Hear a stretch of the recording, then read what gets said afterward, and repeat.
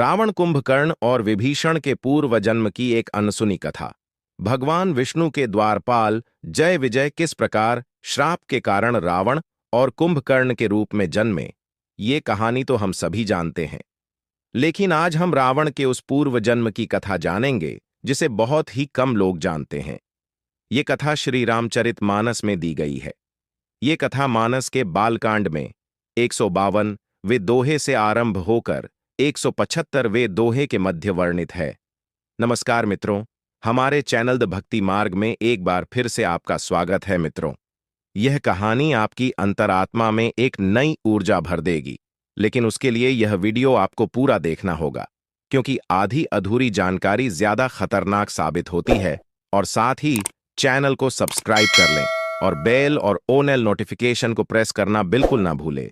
इस कथा के अनुसार कैकेय देश में सत्यकेतु नामक एक राजा था, जो सदैव धर्मपूर्वक राज्य करता था और प्रजा का हर प्रकार से ध्यान रखता था। उसके दो पुत्र थे, प्रताप भानु और अरिमर्दन। प्रताप भानु ज्येष्ठ और अत्यंत न्यायप्रिय था, जिसे देखकर सत्यकेतु ने उसे राजा बना दिया और स्वयं वानप्रस्थ ले लिया। अरिमर्दन संसार का सबसे बलिष्ठ योद्धा था, जिसने अपने बल से अपने भाई के राज्य को निष्कंटक बना दिया। उनका धर्मरुचि नाम का एक अति बुद्धिमान मंत्री था, जो उन्हें सदैव सही सलाह देता था। प्रताप भानु स्वयं महावीर था और अपने छोटे भाई के बल और अपने मंत्री की नीतियों के कारण उसने आक्रमण कर समस्त पृथ्वी को जीत लिया। जिसने उसका अधिपत्य स्वीकार नहीं किया, वो मृत्यु को प्राप्त हुआ। अंततः उसने 7 द्वीपों को जीत लिया और चक्रवर्ती सम्राट बना। संपूर्ण पृथ्वी उसके अधीन थी और वो न्यायपूर्वक इंद्र की भांति इस धरा पर शासन करने लगा। कहा जाता है कि शास्त्रों में जितने प्रकार के यज्ञ बताए गए हैं, उन सभी को उसने 1,000 बार किया। उसके रक्षण में संपूर्ण प्रजा प्रसन्न और सुरक्षित थी। एक बार वो आखेट के लिए वन गया, जहां उसने एक अद्भुत शूकर को देखा, जो वास्तव में कालकेतु नामक राक्षस था। राजा उसके शिकार के लिए उसके पीछे भागा, किंतु शूकर रूपी वो राक्षस चपलतापूर्वक वहां से भागा। प्रताप भानु ने कई बाण चलाए, किंतु वो शूकर सबको छकाता हुआ भागता रहा और अंत में एक गुफा में जा छिपा। राजा को शिकार तो नहीं मिला, पर वो उस घने वन में भटक गया। बहुत समय तक वो भूख प्यास से त्रस्त उस वन में भटकता रहा। अचानक उस ब्याहवान वन में उसे एक आश्रम दिखा। जब वो वहां पहुंचा तो उसे एक बड्ढे तेजस्वी महात्मा दिखे। वास्तव में वो एक राजा था, जिसका राज्य प्रताप भानु ने छीन लिया था और उसे युद्ध क्षेत्र से भागना पड़ रहा था। अब वो इस जंगल में एक तपस्वी की भांति रहता था। उसके वेश के कारण प्रताप भानु तो उसे नहीं पहचान सका, किंतु उस राजा ने प्रताप भानु को पहचान लिया। उसने प्रताप भानु से अपने अपमान का प्रतिशोध लेने का ये उचित अवसर समझा। उसने राजा को निकट के सरोवर में स्नान करने भेजा। जब राजा स्नान कर अपनी थकान मिटा चुका, तब उस तपस्वी ने उसे भोजन और जल दिया। भोजन समाप्त होने के बाद उस तपस्वी से राजा ने वापस जाने की आज्ञा मांगी, तो उसने कहा कि रात हो गई है और नगर यहां से 70 योजन दूर है, अतः आज तुम यहीं विश्राम करो। राजा ने उसकी बात मान ली। तब तपस्वी ने राजा से उसका परिचय पूछा। राजा ने एक अनजाने व्यक्ति को अपना वास्तविक परिचय देना उचित नहीं समझा और उसने कहा कि हे महात्मा, प्रताप भानु नामक एक राजा है, मैं उसी का मंत्री धर्मरुचि हूं।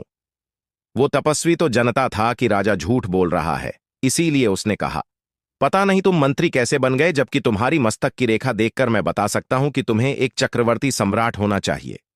इस सत्य को सुनने के बाद प्रताप भानु उस तपस्वी को त्रिकालदर्शी समझने लगा। उस तपस्वी ने भी जानबूझकर उसके बारे में सभी कुछ बता दिया जो उसे झांत था। परिणाम स्वरूप थोड़ी ही देर की बात, जीत के प्रताप भानु उस तपस्वी का भक्त हो गया।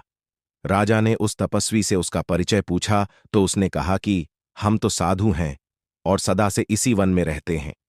आज तक तुम्हारे सिवाय किसी को दर्शन नहीं दिए, किंतु तुम्हें देखकर हमारा मन प्रसन्न हो गया। हमारा नाम एकतनु है। तब राजा ने उससे उसके नाम का अर्थ पूछा तो उसने कपटपूर्वक कहा, जब सृष्टि का आरंभ हुआ तो स्वयं ब्रह्मा जी ने मुझे जन्म दिया। तब से आज तक मैंने दूसरा देह नहीं धरा, इसी कारण मेरा ये नाम है। जैसे जैसे समय बीतता जा रहा था, राजा की उस तपस्वी के प्रति भक्ति और विश्वास बढ़ता जा रहा था। तब उस तपस्वी ने कहा कि मैं तुमसे बहुत प्रसन्न हूं, इसीलिए तुम मुझसे कुछ मांग लो। संदेह मत करो, वो सारी इच्छाएं जो त्रिदेव पूरी कर सकते हैं, मैं भी पूरी कर सकता हूं। इसीलिए निसंकोच मुझसे जो भी चाहो वो मांग लो। ये सुनकर प्रताप भानु बहुत प्रसन्न हुआ। उसने उस तपस्वी से कहा, प्रभु, ये मेरा सौभाग्य है कि आपने मुझे वरदान के योग्य समझा। यदि आप प्रसन्न हैं तो मुझे ये वर दीजिए कि मेरा शरीर वृद्धावस्था, मृत्यु और दुख से रहित हो जाए। मुझे युद्ध में कोई जीत ना सके और पृथ्वी पर अगले 100 कल्पों तक मेरा शासन रहे। वो कपटी तपस्वी बद्दा प्रसन्न हुआ। उसने पुनः कपटपूर्वक कहा, तथास्तु, आज से तुम त्रिदेवों के लिए भी अवध्य हो। ये सुनकर राजा भक्तिपूर्वक उस तपस्वी के चरणों में गिर गया। तब उस तपस्वी ने कहा, किंतु एक बात सदैव स्मरण रखना कि केवल ब्राह्मणों के हाथों ही तुम्हारा अहित हो सकता है। यदि तुमने सभी ब्राह्मणों को अपने वश में कर लिया तो ब्रह्मा, विष्णु, महेश भी तुम्हारे अधीन हो जाएंगे। इस पर राजा ने कहा, हे प्रभु, मेरे गुरु तो आप ही हैं। अब आप ही बताइए कि मैं किस प्रकार ब्राह्मणों को अपने वश में करूं। तब उस कपटी तपस्वी ने कहा, मैं ऐसी रसोई बना सकता हूं जिसे बिना जाने कोई भी खाएगा तो वो तुम्हारा दास हो जाएगा। मैं कभी इस वन से बाहर नहीं गया, किंतु तुम्हारे प्रति जो मेरा प्रेम है उसके कारण मैं तुम्हारे राज्य में आऊंगा। अब तुम सो जाओ, मैं अपने तप से तुम्हें तुम्हारे अश्व सहित तुम्हारे राज्य पहुंचा दूंगा। 3 दिन बाद मैं रूप बदलकर तुम्हारे राज्य आऊंगा और इस कथा को बताऊंगा, जिससे तुम मुझे पहचान लेना। राजा ने उसके चरणों में सर नवाया और सो गया। उसी समय कालकेतु, वो शूकर जिसने राजा को भटकाया था, वो वहां आया। वो उस कपटी तपस्वी का मित्र था। उस तपस्वी ने उसे सारी बात बताई तो वो भी बड्ढा प्रसन्न हो गया। उसने कहा, आज इस दुष्ट ने मेरे प्राण लेने का प्रयास किया, अब मैं तुम्हारी योजना से ही इसका नाश करूंगा। ये कहकर उसने अपनी माया से प्रताप भानु को उसके अश्व सहित उसके राज्य पहुंचा दिया। जब राजा अगले दिन उठा तो स्वयं को अपने राज्य में पाकर उस तपस्वी पर उसका विश्वास और अडिग हो गया। 3 दिन प्रताप भानु के लिए 3 युग के समान बीते। तीसरे दिन कालकेतु राक्षस ने राजा के पुरोहित का हरण कर लिया और उसका वेश धरकर उसके पास पहुंचा। उसने सब घटना राजा को बताई तो उसे ये विश्वास हुआ कि ये वही महात्मा हैं जो उसका उद्धार करने आए हैं। उसके कहने पर राजा ने 1 लाख ब्राह्मणों को भोज का आमंत्रण दिया और उसके आमंत्रण पर सभी ब्राह्मण भोजन करने आए।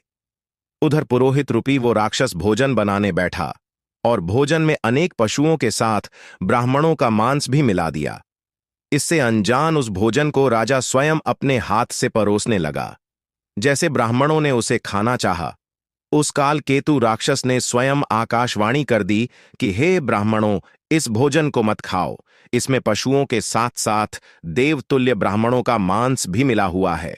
ये सुनकर सभी ब्राह्मण भोजन छोड़कर उठ गए।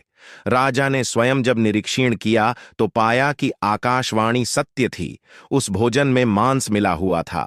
ये देखकर ब्राह्मणों ने क्रोधित होकर उस राजा को श्राप दे दिया, हे राजन, तुमने आज मनुष्यता छोड़ डालकर राक्षसों का कृत्य किया है, इसीलिए जाओ और अगले जन्म में अपने कुटुंब सहित राक्षस कुल में जन्म लो। अब से 1 वर्ष के भीतर तुम्हारे समस्त कुल का नाश हो जाएगा। राजा ने ऐसा श्राप सुना तो भय से मूर्छित हो गया। उधर वो राक्षस ने जाकर ये समाचार उस तपस्वी को दिया। उसने सभी पराजित राजाओं को इकट्ठा किया और एक साथ प्रताप भानु पर आक्रमण किया।